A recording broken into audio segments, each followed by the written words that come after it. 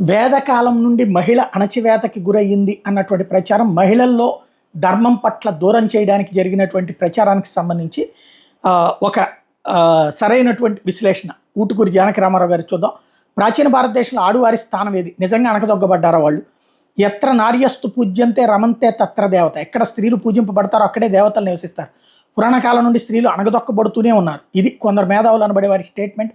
సమాజాన్ని ఎక్కడికక్కడ వర్గాలుగా విభజించి వర్గపోరు అనివార్యం అని చూపాలనుకునేవారు చెప్పిన వాదనలో నిజమెంత చూద్దాం ఒకసారి. వేదకాలంలో మంత్రాలు మగవారు మాత్రమే చెప్పారా? మంత్రాలు చెప్పిన స్త్రీమూర్తులు ఎవరు అంటే గోదఘోష, విశ్వపార, వేష, మాతృకర్షక, బ్రహిజాయ, రోమక, జుహు, నామ, అగస్త్య, నృపాదితి, శశ్వతి, లోపాముద్ర, వాక్, శ్రద్ధ, మేధ, సూర్య, మాందాత్రి, సావిత్రి.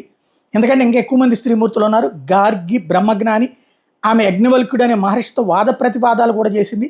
గార్గి కథ బృహదారణ్యక ఉపనిషత్తులో కనబడుతుంది. అలాగే మైత్రేయి కూడా. అలాగే ఆదిశంకర్లకి అమ్మ ఉభయ భారతికి మధ్య జరిగిన లోకోత్తరమైన శాస్త్రచర్చ చరిత్రలో సుస్థిర స్థానం సంపాదించుకుంది. రెండవ పులకేసి కోడలు విఘ్నిక సంస్కృత భాషలో తొలి కవయిత్రి. అంతేగాని పాశ్చాత్య విద్యా ప్రభావంలో కొట్టుకుని పోతూ కొందరు సోకాళ్ళు మేధావులు అన్నట్టుగా ఈ దేశంలో స్త్రీ ఎప్పుడు భోగ వస్తువుగా చూడబడలేదు. భారతీయ స్త్రీది ఎప్పటికీ పైచేయే. ఇంట్లో ఆవిడే మహారాణి, ఆమె మాట కాదని ఒక్క పని అవుతుందని ప్రయత్నించి చూడండి అని చెప్తున్నారు.